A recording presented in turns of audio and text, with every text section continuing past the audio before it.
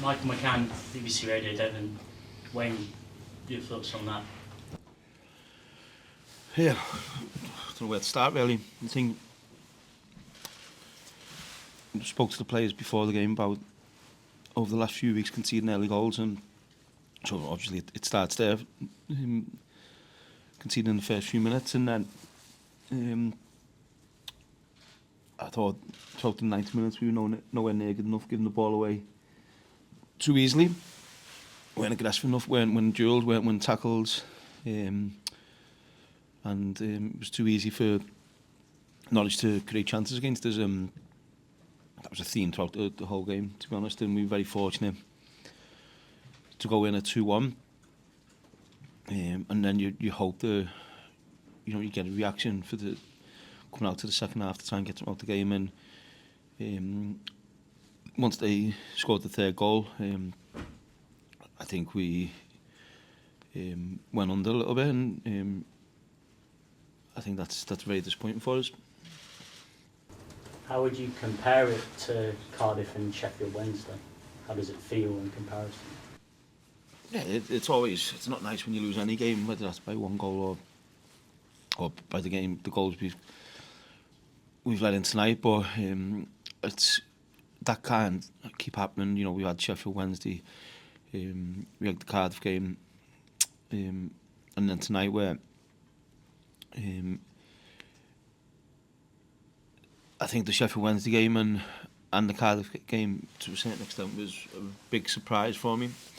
But you know, if it happens for the third time, then it's something I really need to address. You know, and of course we've got a lot of injuries to key players, and that's not an excuse. But if players want to come in the team and stay in the team, then they need to perform better than that, because I could probably put the under-18 team out there tonight and they won't concede 6 goals. So yeah, I'm very disappointed, angry, frustrated, and the next 24, 48 hours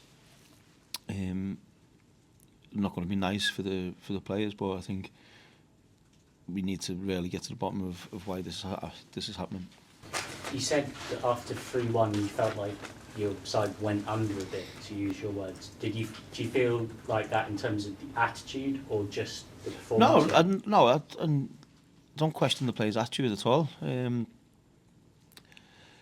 But I think what you need to understand and realise as a player, that we know coming here, we're going to have tough moments, and you're going to have tough moments in games, and you have to dig in, you have to communicate.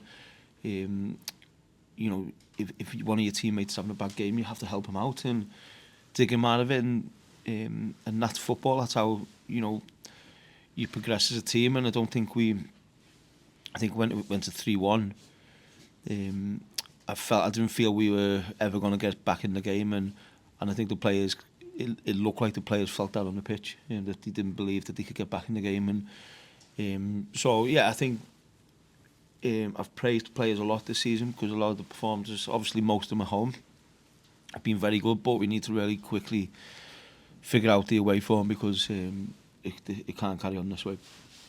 Do you think at this point it might be sort of more psychological than anything else, or it sort of becomes the fact that that's in the players' maybe mind? Yeah, and that's something we need to look at as well, because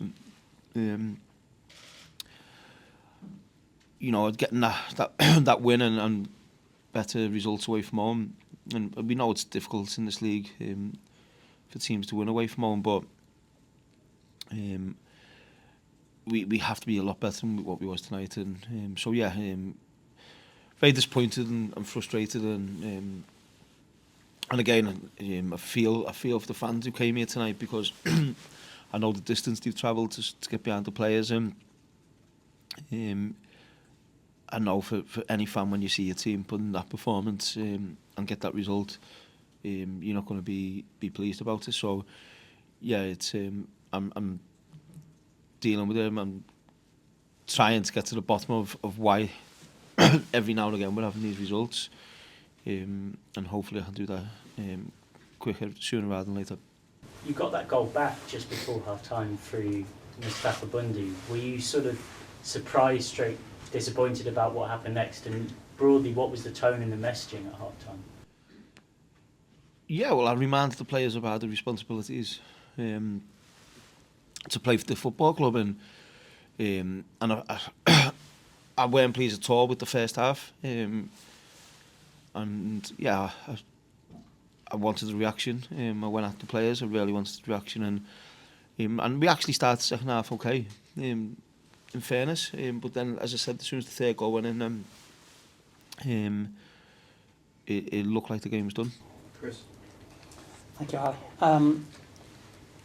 Wayne, how frustrating is it to stand on the touchline there in the second half and see that performance? You know, you and the players obviously put lots of effort and work in during the course of the week, but it's not evident in that performance, is it? Yeah, no, it's very frustrating, and it's difficult, it's tough, and to be stood there, and firstly when I see what the players are doing in training all week, and then to see that performance is yeah, it's a, I was going to say surprise, but as I said before, it's happened. That's the third time it's happened now, so we really need to deal with it. And it's not nice, of course, when you stood there, and I'm a proud person, and when you stood there and your team has been well beaten the way we was tonight, it's not easy. I know this is with the benefit of hindsight and you've got injuries, but was that the right team tonight, particularly defensively? Yeah. So Because who would you play? Lewis Gibson didn't come on during the game. Yeah, he couldn't. What was up with Lewis? He's still with the injury he's had. So every defender I had available tonight was on the pitch. So listen, I think that explains why, because Lewis is normally such a reliable defender. Yeah, and we're really down to the bare bones at the minute. We've got 9 or 10 injuries to some very key players.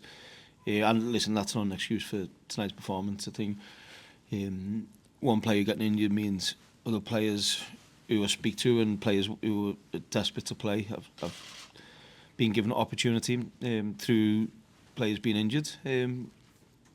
But you know, if you want to come and speak to me and ask about you want more game time and you feel you should be playing, then you need to back it up.